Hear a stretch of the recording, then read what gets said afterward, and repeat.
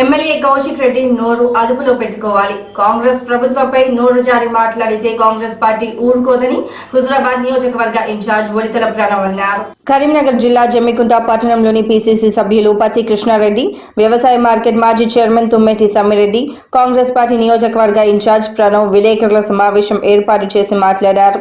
ఈ సమావేశంలో పీసీసీ సభ్యులు పత్తి కృష్ణారెడ్డి, వ్యవసాయ మార్కెట్ మాజీ చైర్మన్ తుమ్మెటి సమ్మిరెడ్డి, బీఆర్ఎస్ పార్టీ ప్రజా ప్రతినిధులపై వ్యతిరేకంగా మాట్లాడారు.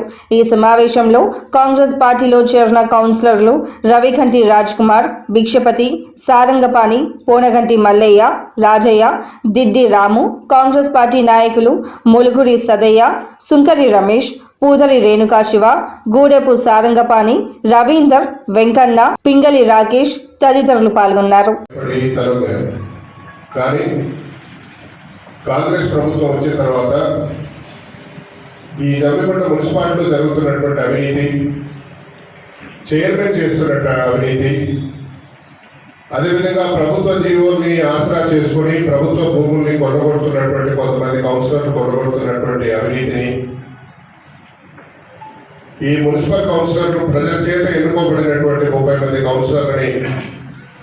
కౌన్సిలర్లుగా కాకుండా, ప్రజాప్రతినిధులుగా కాకుండా ఓ ఎమ్మెల్సీ చెప్పు చేతుల్లో ఉండే విధంగా, లేకపోతే నాయకులుగా చూడకపోవడం.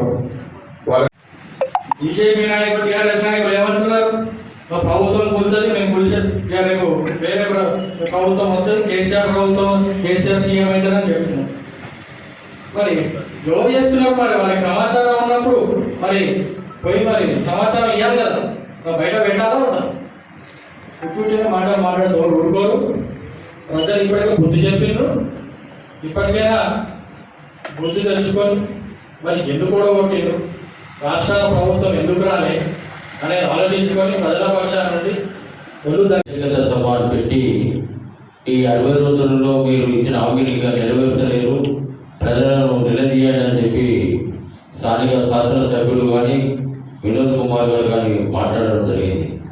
మరి గత 10 సంవత్సరాలు అధికారంలో ఉన్న పార్టీ అప్పుడు ఇచ్చిన హామీలు నెరవేర్చకుండా 10 సంవత్సరాలు కాలయాపన చేసి ఈ తెలంగాణ ప్రజలంతా కర్రు సాసి మరి వాళ్ళకు వాటా పెట్టినా కూడా ఇంకా భ్రమంలో ఉండి ప్రభుత్వం పైన కూడా